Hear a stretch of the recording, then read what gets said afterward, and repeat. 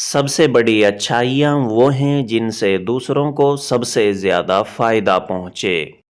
زندگی بغیر محبت کے مصیبت ہے اور بغیر عقل کے حیوانیت ہے۔ امید جاگتی آنکھوں کا خواب ہے۔ محبت یہ ہے کہ ایک روح دو جسموں میں موجود ہو۔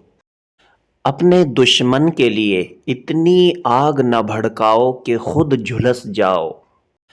کسی نے کہا متکبر کس کو کہتے ہیں؟ فرمایا جو شخص تمام عالم میں اپنے سے زیادہ کوئی چیز خبیث سمجھے۔ دشمن کو معاف کرنا تو آسان ہے مگر دوست کو معاف کرنا مشکل ہے۔ صبر کرنے والے کے غصے سے ہمیشہ ڈرتے رہو۔